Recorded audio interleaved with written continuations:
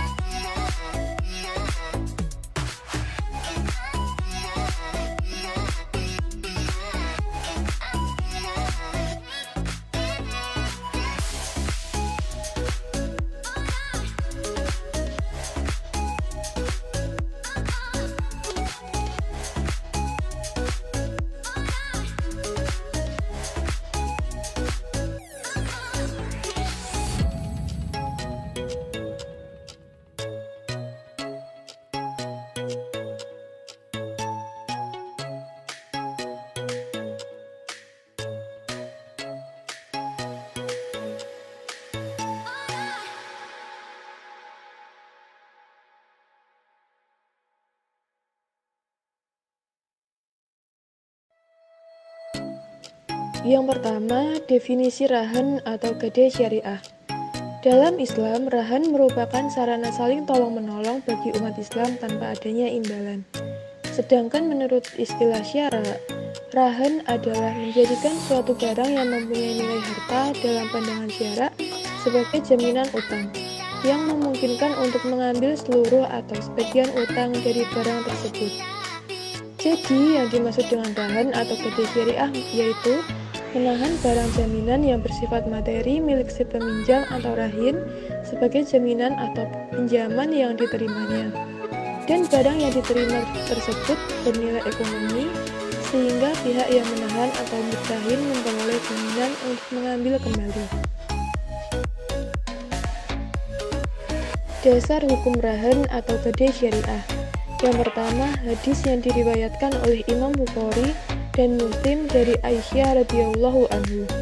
Artinya, sesungguhnya Rasulullah Shallallahu alaihi wasallam pernah membeli makanan dengan berhutang dari seorang Yahudi dan Nabi menggadaikan sebuah baju besi kepadanya.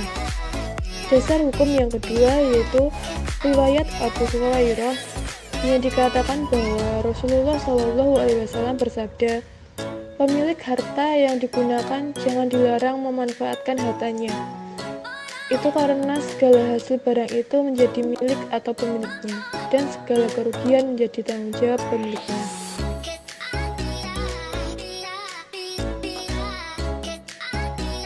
Rukun dan syarat rahan. Yang pertama, rukun rahan. Rahan atau gade syariah memiliki 4 rukun. Yang pertama, rahin, orang yang memberikan gadai. Yang kedua, murtahin, yaitu orang yang menerima gadai. Yang ketiga, marhun atau rahen, yaitu harta yang digadaikan untuk menjamin utang. Yang terakhir, marhun bih, adalah utang. Syarat rahen. Ada 4 syarat rahen. Yang pertama, syarat aqid. Syarat yang harus dipenuhi oleh aqid dalam gadai yaitu ahliyah atau kecakapan rahin dan murtahin untuk melakukan jual beli. Yang kedua, syarat marhun. Syarat marhun artinya semua barang yang sah diperjualbelikan sah pula digadaikan. Yang ketiga, syarat sikot. Sikot gadai tidak boleh digabungkan dengan syarat dan tidak disandarkan kepada masa yang akan datang. Yang terakhir, syarat marhun bih.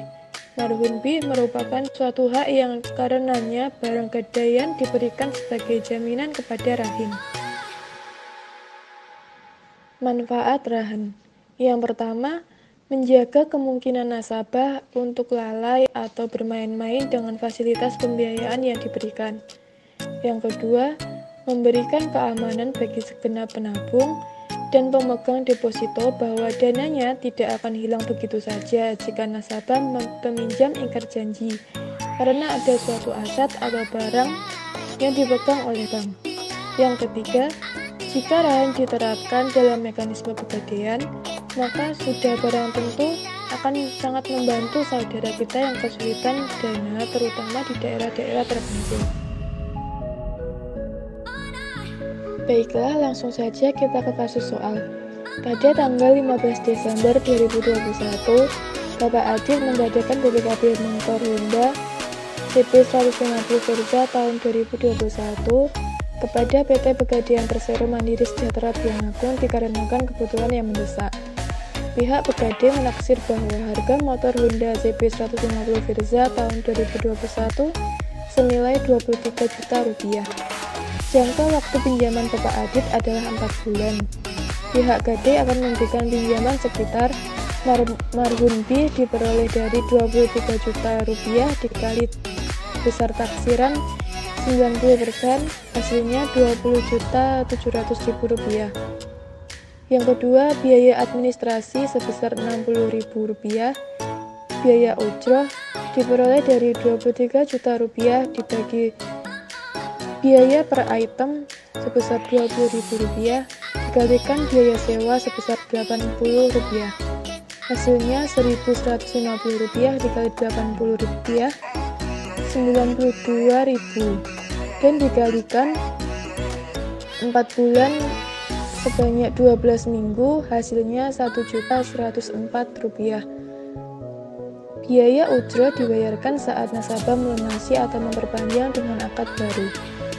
Jadi uang yang harus dibayarkan, uang pinjaman sebesar Rp20.700.000 dan biaya ujroh sebesar Rp1.104.000. Berikut merupakan pembahasan. Yang pertama, jurnal PT Pegadaian Persero Mandiri Sejahtera Tulungagung. Jurnal yang pertama, tanggal 15 Desember 2021 saat menerima barang gadai, tidak ada jurnalnya, hanya ada bukti serah terima barang. Yang kedua, pada tanggal 15 Desember 2021 saat murtahin memberikan uang kepada rahin, jurnalnya tanggal 15 Desember 2021 pembiayaan gadai atau piutang pada kas sebesar Rp20.700.000. Yang ketiga, tanggal 15 Desember 2021 saat rahin membayar administrasi. Jurnalnya, tanggal 15 Desember 2021, kas pada pendapatan biaya administrasi sebesar Rp60.000. Yang keempat, 15 hari setelah akad pada tanggal 30 Desember 2021, Bapak Adit atau rahin memilih untuk mengangsur marhun bin kepada PT Pegadaian Persero Mandiri Sejahtera Tulungagung sebesar Rp8 juta. Jurnalnya, pada tanggal 30 Desember 2021, kas pada pembiayaan gadai atau piutang sebesar Rp6 juta. Yang kelima, 1 bulan kemudian, tanggal 30 Januari 2022, Bapak Adit kembali mengangsur marhum B kepada PT Pegadaian Persero Mandiri Sejahtera Tulungagung sebesar 5 juta rupiah. Jurnalnya, pada tanggal 30 Januari 2022, kas pada pembiayaan gade atau piutang sebesar 5 juta rupiah.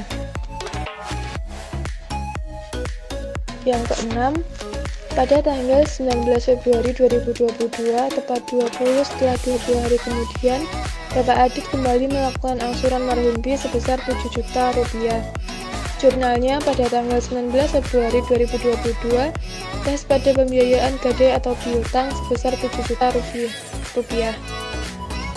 Yang ketujuh, tepat pada tanggal 22 Februari 2022, sebelum masa jatuh tempo, Bapak Adit melunasi sisa marhum B kepada PT Pegadaian Persero Mandiri Sejahtera Tulungagung sebesar Rp2.640.000 serta membayar biaya ujrah sesuai dengan kesepakatan di awal akad sebesar Rp1.104.000.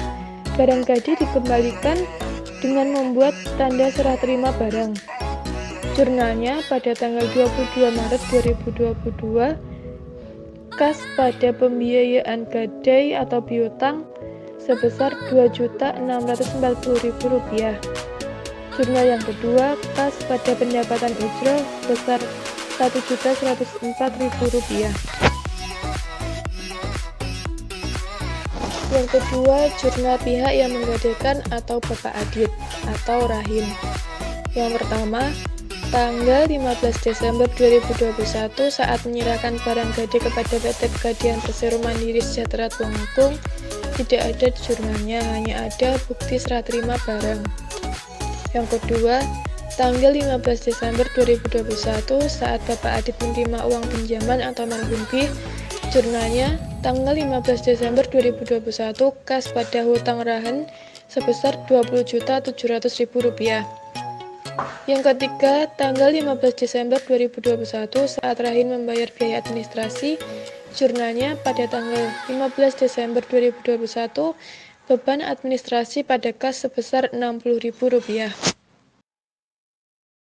Yang keempat, tanggal 30 Desember 2021 Bapak Adit mengangsur marhum B kepada PT Pegadaian Persero Mandiri Sejahtera Tulungagung sebesar Rp6 juta. Jurnalnya, pada tanggal 30 Desember 2021, hutang rahan pada kas sebesar Rp6 juta. Yang kelima, tanggal 30 Januari 2021, Bapak Adit kembali mengangsur marhum B kepada PT Pegadaian Persero Mandiri Sejahtera Tulungagung sebesar Rp5 juta. Jurnalnya, tanggal 30 Januari 2022, hutang rahan pada kas sebesar Rp5 juta.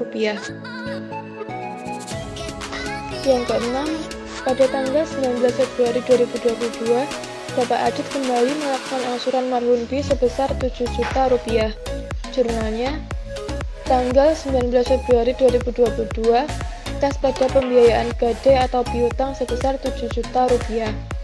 Yang ketujuh, tepat pada tanggal 22 Februari 2022, sebelum masa jatuh tempo, Bapak Adit melunasi sisa marhum B kepada PT Pegadaian Persero Mandiri Sejahtera Tulungagung sebesar Rp2.640.000 serta membayar biaya ujrah sesuai dengan kesepakatan di awal akad sebesar Rp1.104.000. Barang gade dikembalikan dengan membuat tanda serah terima barang. Jurnalnya, tanggal 22 Maret 2022, hutang rahan pada kas sebesar Rp2.640.000.